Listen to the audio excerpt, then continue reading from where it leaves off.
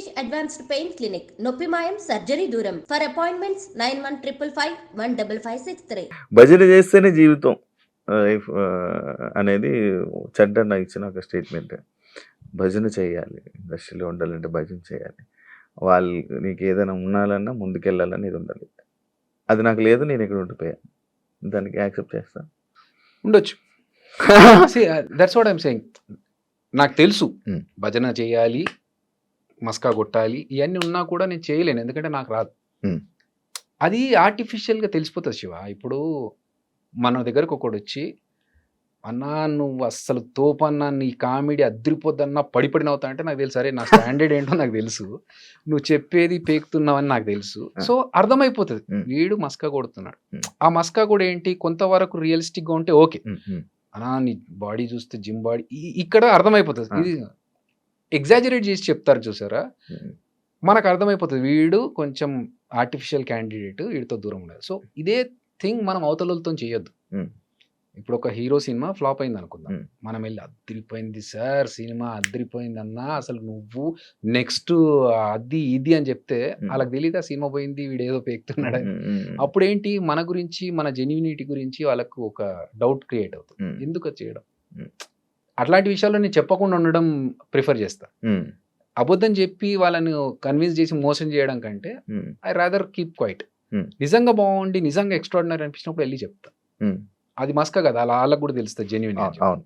అనే ఒకప్పుడు జబర్దస్త్ ఎలా ఉండేది, ఇప్పుడు ఎలా ఉంటుంది, రాను రాను ఒక బూత్ షో అని చెప్పి కామెంట్స్, రాను రాను కామెడీ తగ్గిపోయింది, డబుల్ మీనింగ్ వర్డ్స్ ఎక్కువైపోతున్నాయి అన్నదానిపై నువ్వేమని చెప్పాలనుకుంటున్నా? యాక్చువల్గా బూత్ షో అనే పేరు ఫస్ట్ నుంచి ఉంది మాకు. అది ఎలా చెప్పాలి, ఇప్పుడు నేను ఒక స్కిట్ చేశాను. నేను ఒక ఎంఎస్సి ఎలక్ట్రానిక్స్ బ్యాక్గ్రౌండ్ పీజీ స్టూడెంట్ని, సాఫ్ట్వేర్ బ్యాక్గ్రౌండ్ నుంచి వచ్చి జనాలు ఎంజాయ్ చేస్తున్నారు, ఇదే ప్యాటర్న్ ఏమో అనుకునే ఒక అపోహతో ఒక స్కిట్ చేసా. దానికి బండబూతులు పడ్డాయి నాకు, తిట్లు. అరే ఇది కాదా, ఓకే ఐ రియలైజ్డ్ చెయ్యొద్దు ఇలా అని చెప్పి. కానీ వర్స్ట్ థింగ్ ఏంటంటే శివ, ఇప్పుడు అదే క్లిప్ ఏదైతే ఉంటుందో అది వైరల్ ఉంది. ఇంకా 10 సంవత్సరాలు కూడా అదే క్లిప్ వైరల్ ఉంది. నేను సోషల్ రెస్పాన్సిబిలిటీ ఉంది మనకు కూడా, మనం చేయాలి, మంచి విషయాలు చెప్పాలి, జనాలకి మెసేజ్ చెప్పొచ్చు దీని ద్వారా అని చెప్పి చెట్ల గురించి, చెట్లు నాటాలనే విషయం, నీళ్లు సేవ్ చేయాలనే విషయం కావచ్చు, ఇలాంటి చాలా విషయాలు చెప్పాను. తడి చెత్త పొడి చెత్త ఈ సెపరేషన్ గురించి చాలా మందికి తెలియదు. ఈ స్కిట్స్ లో భాగంగా చెప్తే ఏమైనా ఇన్ఫర్మేషన్ వస్తుందేమో, అసలు ఎవడు పట్టించుకోలేడు దాని గురించి. సో బూత్ షో అని అన్నారు, అవి జరిగినాయి. కానీ చాలా మంది ఏంటంటే వచ్చి మేము బాగా ఎంజాయ్ చేస్తామండి ఇలాంటి స్కిట్స్ అని కూడా చెప్పిన వాళ్ళు ఉన్నారు. సరే అప్పటికి ఇప్పటికీ మారింది, రాను రాను ఇంకా వర్స్ట్ అవుతుంది అంటే మేబీ ఆడియన్స్ పర్స్పెక్టివ్ కూడా మారుతుంది. ఒక డికేడ్ 10 years అవుతుంది కదా జబర్దస్త్ స్టార్ట్ అయ్యి. సో అప్పుడున్న ఆడియన్స్ ఇప్పుడున్న ఆడియన్స్కి జనరేషన్ మారేసరికి ఆ తేడా వల్ల మేబీ అలా అనిపిస్తుందేమో. బట్ ఎక్స్ట్రీమ్ వెళ్ళిపోయి చేస్తున్నవైతే ఏం లేవు, ఆల్రెడీ ఫస్ట్ నుంచి ఉన్నవే ఇప్పుడు చేస్తున్నారు. ఇప్పుడున్న వాళ్ళు కూడా మా టీమ్స్లలో ఉన్న వాళ్ళు ఇప్పుడు టీమ్ లీడర్స్ అయ్యారు. అంతే తప్ప మరీ బండబూతులకు వెళ్ళిపోయి వల్గర్గా చేస్తున్నా ఉంటే ఉండొచ్చు, నేను చూడలేదు చాలా రోజులు. ఈ మధ్య కాలంలో చూడట్లేదు, నేను వెబ్ సిరీస్ డైరెక్షన్ లో ఉన్నప్పుడు ఇంకా నాకు టైం సరిపోవట్లేదు.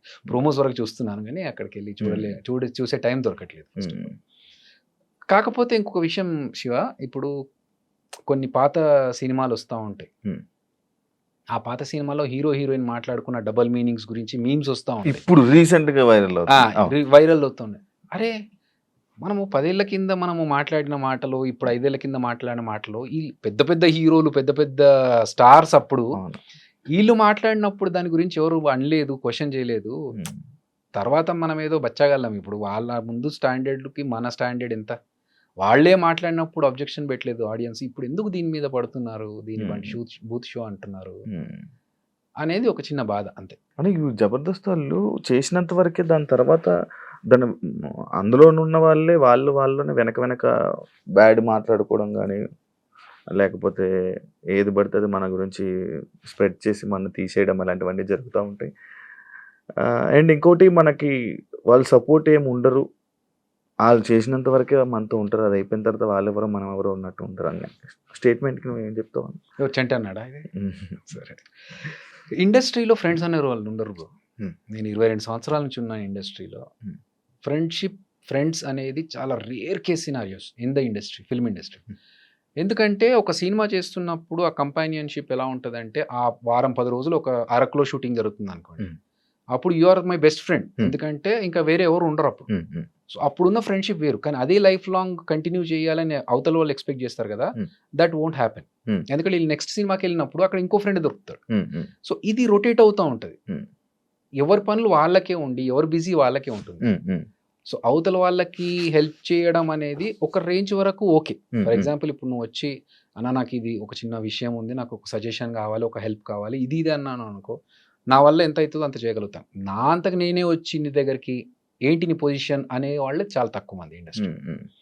సో ఎవరి పనుల్లో వాళ్ళు ఉంటారు. First of all we should not expect చేసుకోవడం వల్ల ఇలాంటివన్నీ వస్తాయి. ఎగ్జాక్ట్లీ. ఇప్పుడు మనము, నేను ఎందుకు వేరే ఫ్రెండ్స్తో తిరగను, ఇంటికి వెళ్ళిపోయి నా పని నేను చేసుకుంటా అంటే, ఈ ఫ్రెండ్షిప్ అనేది సినిమా ఇండస్ట్రీలో not a genuine thing. So కలవడం వరకు, మాట్లాడుకోవడం వరకు హ్యాపీ, అది ఓకే. అంతేగాని నాకు ఇతని వల్ల ఏదన్నా ఆపర్చునిటీ రావాలనో, లేకపోతే అతని వల్ల ఇంకా సపోర్ట్ దొరకాలనుకోవడం కష్టం. మనం ఎక్స్పెక్టేషన్స్ పెట్టుకోకపోతే మనం హ్యాపీగా ఉంటాం. ఇప్పుడు ఆ ఎక్స్పెక్టేషన్ పెట్టుకోకుండా ఉండాలంటే మనం ఏం చేయాలి, మనకు తగ్గట్టుగా మనం ప్లాన్ చేసుకోవాలి. అంతే తప్ప ఇప్పుడు నాకు కష్టాలు ఉన్నాయని నేను చెప్పి ఏదైనా అవసరం ఉంది అనుకుంటే, ఒకసారి అంటే 2 సార్లు అంటే అవతల హెల్ప్ చేస్తారు. ఎన్నిసార్లు చేస్తారు అవతల వాళ్ళు? చేయరు. సో అవి ఉన్నాయి. బట్ మా జబర్దస్త్ విషయంలో నేను చెప్పాలనుకుంటున్నాను. ఇప్పుడు మీరు అడిగిన కాంటెక్స్ట్ తెలుసు కాబట్టి పేర్లు చెప్పను. బట్ మా దాంట్లో జబర్దస్త్లో ఒక పర్సన్కి హెల్త్ బాగాలేకపోతే మేమందరం కలిసి సపోర్ట్ చేసుకొని, అతను అడగలేదు అయినా కూడా మన ఫ్యామిలీ మెంబర్ అని చెప్పేసి అందరం కలిసి సపోర్ట్ చేసాం. అప్పుడు నాగబాబు గారు, రోజా గారు అందరూ సపోర్ట్ చేశారు, డబ్బులు ఇచ్చి ఆపరేషన్ చేయించుకోవడానికి. ఒక పర్సన్కి వాళ్ళ పేరెంట్స్ చనిపోతే ఇక్కడ నుంచి వెళ్ళడానికి డబ్బులు లేవంటే మళ్ళీ మేము అందరం కలెక్ట్ చేసుకొని ఇచ్చాం. అప్పుడు కూడా అతను అవతల పర్సన్ అడగలేదు. సో కొన్ని సందర్భాలు ఉంటాయి శివ, అప్పుడు అడగాల్సిన అవసరం లేదు, ఇచ్చేస్తాం, చేస్తాం. అందరూ ఎంత అయితే అంత, ఎవరి వల్ల ఎంత ఎంత జరుగుతుంది. కానీ అన్ని సందర్భాలు అందరికీ అంటే కష్టం. ఆ సందర్భం కూడా ఒకటి ఉంటుంది సార్. ఫర్ ఎగ్జాంపుల్ ఒకరి ఫాదర్ చనిపోయారు, ఇక్కడ నుంచి అంత్యక్రియలకు వెళ్ళడానికి కూడా వెళ్ళే పరిస్థితి లేదు అన్నప్పుడు that is a worst situation. ఆ సిచ్యువేషన్లో మన దగ్గర ఉన్నా లేకున్నా తీసి ఇవ్వాలి ఎక్కడి నుంచి అన్న. కానీ వేరే వేరే కాంటెక్స్ట్లో అవసరం ఉంది ఇవ్వాలి అన్నప్పుడు ఎంతవరకు అది అవసరం, దానికి ఎంతవరకు హెల్ప్ చేయొచ్చు అనేది కూడా అందరు ఆలోచిస్తారు. సో అక్కడే జరుగుతాయి కొన్ని. ఇంకొకటి ఆడియన్స్, అద్రి అభి అయిపోయింది, ఆ లైఫ్ అయిపోయింది, ఇంకా ఆయన ఫేడ్ అవుట్ అయిపోయారు, ఇంకా కనిపించారు అనే వాళ్ళకి ఏం చెప్తాను? Okay, that's okay. నేను లైఫ్ లాంగ్ ఇక్కడ ఉండాను, నేను మనిషినే ఉండాను కొన్ని సంవత్సరాల తర్వాత అనుకున్నప్పుడు అద్రి అభి అనే పేరు ఉంటే ఎంత పోతే ఎంత. అది డౌన్ఫాలే కదన్నా? I don't think so. సి నన్నెవరో బయటకు తోసేసి నాకు ఇండస్ట్రీలో అవకాశాలు రాకుండా చేస్తే అప్పుడు నేను బాధపడాలి. నేను నా అంతకు నేను కదా బయటకు వచ్చింది జబర్దస్త్ నుంచి. And Adri Abhi is only for Jabardasth. I'm Abhinay Krishna. నేను యాజ్ ఎ డైరెక్టర్ నేను బయటకు వచ్చి ఒక ప్రాజెక్ట్ చేసుకుంటున్నాను ఆహాలో. సో నాకు దానికి తగ్గట్టుగా ఒక స్క్రిప్ట్ రెడీ చేసుకున్నాను, డైరెక్షన్ చేసుకున్నాను, ఇప్పుడు కంప్లీట్ అయ్యి పోస్ట్ ప్రొడక్షన్లో ఉన్నాను. So I'm happy with what I'm doing. ఎవడో ఏదో అనుకున్నాడు, దానికి మనం ఆన్సర్ చెప్పాలనేది సిల్లీ. నాకు కావాల్సింది నేను డైరెక్టర్ అవ్వాలనుకున్నాను, అవుతున్నాను. దానికోసం నేను అద్రి అభిగానే జబర్దస్త్లోనే కంటిన్యూ చేస్తేనే ఉంటే అంటే అది వర్క్ అవ్వదు. కొన్నిసార్లు ఫోకస్ షిఫ్ట్ చేయాలి. సో దానికి వాళ్ళు పడిపోయాడు, లేడు, అవుట్, ఫేమ్ అవుట్ అనుకుంటే దట్స్ ఓకే. నేను అలా అనుకుంటే నేను ఇన్ని సంవత్సరాలు ఆల్మోస్ట్ 3 years అయిన జబర్దస్త్ వదిలేసి, నేను మొత్తం గడ్డం పెంచేసి మొత్తం లాంగ్ హెయిర్తో, నాకు తెలుసు ఆ లాంగ్ హెయిర్తో బియర్డ్తో కంప్లీట్ లుక్కే చేంజ్. నేను ఇంటెన్షనల్గా చేశా. అద్రి అభి అనేవాడు కనిపించద్దు కొన్ని రోజులు, ఒక డిఫరెంట్ పర్సన్ని ఒక యాక్టర్ లాగా చూపెట్టాలి మనము అని నేను ఇంటెన్షనల్ చేసినప్పుడు ఇంకొకళ్ళు అవతల వాళ్ళు అనుకుంటే ప్రొఫెషనల్ గా చాలా స్ట్రిక్ట్ అంట కదా బ్రో. I love discipline. ఎందుకన్నా?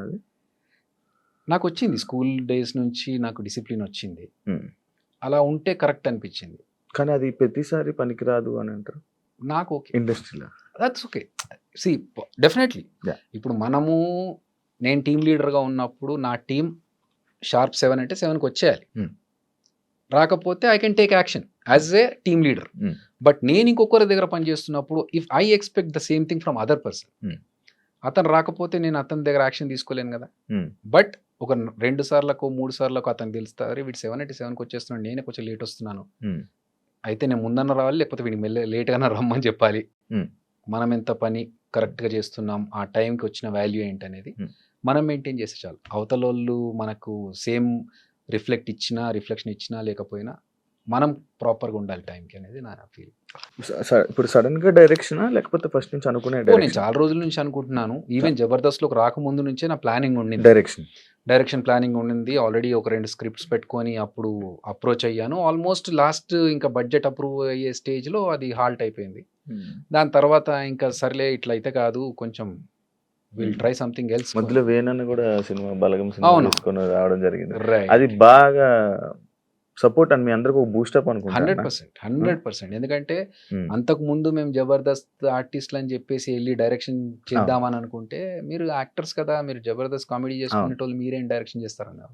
వేణు ఎప్పుడైతే చేశాడో అప్పుడు వేణు తర్వాత అందరికి ఒక రెస్పెక్ట్ పెరిగింది. అంటే ఓకే మేబీ వీళ్ళు కూడా చేయొచ్చు అట్లని చెప్పేసి ఇమ్మీడియట్ గా రా ఇచ్చేస్తామని అన్నప్పుడు వాళ్ళు టెస్ట్లు వాళ్ళు పెడతారు, కూర్చోబెట్టి మాట్లాడుతున్నప్పుడు వీడికి ఎంత నాలెడ్జ్ ఉంది ఏంటి అనేది కూడా తెలుసుకుంటారు. సో దానివల్ల మనం ప్రూవ్ చేసుకోవడానికి ఒక మంచి ప్లాట్ఫామ్ ఇచ్చాడు వేణు. ఎందులోనా ఇది ఎందులో రిలీజ్ చేయాలనుకుంటున్నాను? ఆహాలో అయిపోయింది షూటింగ్ అయిపోయింది. నేను ఆఫర్ అడుగుదాం అనుకున్నాను అన్న. ముందే తెలిస్తే ఏదైనా ప్లాన్ చేసుకున్నాను. నాకు యాక్టింగ్ అంటే ఇష్టం, ఆఫర్స్ లేక ప్లాన్ చేస్తాను. ఎందుకంటే నేను పోస్ట్ ప్రొడక్షన్ లో ఉంది, నా పార్ట్ యాజ్ ఎ డైరెక్టర్ నా వర్క్ అయిపోయింది. అందుకనే నేను ఇంకో ఫిల్మ్ యాక్టింగ్ వస్తే ఆ ఆపర్చునిటీ తీసుకున్నాను. దానికే లుక్ చేంజ్ ఇప్పుడు. అదర్వైజ్ లాంగ్ హెయిర్ మంచి రోల్, పెద్ద క్యారెక్టర్ అన్న ఒక మెయిన్ లీడ్ గా వచ్చింది ఒక క్యారెక్టర్. సో ఆ సినిమా చేస్తున్నాను. అది చేస్తున్నాను కాబట్టి చేంజ్. అండ్ కాకపోతే అక్కడ సైడ్ నా డైరెక్షన్ సైడ్ అంతా వర్క్ అయిపోయింది కాబట్టి అది అయిపోయిన తర్వాతనే షిఫ్ట్ అయ్యి, అదర్వైజ్ పనులు సగంలో వదిలేసి ఇక్కడ రావడం కరెక్ట్ కాదు. అని నువ్వు నార్మల్గా నువ్వు ఇలాగ యాక్టింగ్ చేయాలి, నీది ఇది రోలు, నువ్వే మెయిన్ లీడు ఇది అనగానే వెళ్ళి ఫ్రీగా అది ఏంటి స్టోరీ కూడా వినకుండా వెళ్ళి నార్మల్గా చేసేస్తావా? అలా చేసిన కూడా కొన్ని ఉన్నాయంటాను. లేదు, నేను చేయలేదు అట్లా. అలా చేయలేదు. అలా వచ్చిన సినిమాలు సబ్జెక్టులు వచ్చి ఇలా మీరు చేస్తే బాగుంటుంది మెయిన్ లీడ్గా అని కొన్ని సినిమాలు వచ్చాయి, కంటెంట్ అది విని వద్దులే అని చెప్పారు, చెయ్యనని చెప్పారు. ఎందుకంటే అలాంటి కంటెంట్ చేసి పాడు చేసుకోవడం కంటే వద్దు అని చెప్పేసి. మీలో ఎవరు కోటీశ్వరుడికి క్రియేటివ్ డైరెక్టర్? నేను క్రియేటివ్ డైరెక్టర్ తెలుసా ఎవరికి? అందరికి తక్కువ మంది కదా. అంటే అవసరం ఉన్న వాళ్ళకి తెలుసు. బట్ చిరంజీవి గారు చేసినప్పుడు మీలో ఎవరు కోటీశ్వరుడు 4th సీజన్ అది. అవును, ఆ సీజన్ కి నేను క్రియేటివ్ డైరెక్టర్ గా చేశాను. అప్పటికి నీకు ఫేమ్ ఉండే కదా? అప్పటికి జబర్దస్త్ చేస్తున్నాను. మరి ఎందుకన్నా అది నాకు చిరంజీవి గారితో వర్క్ చేయడం, ఆయన అప్పటికి ఇంకా 150 రిలీజ్ అవ్వలేదు. సో అది షూటింగ్ లో ఉంది, ఈ ఆపర్చునిటీ ఉంది. చిరంజీవి గారు చాలా గ్యాప్ తర్వాత coming back in to cinema.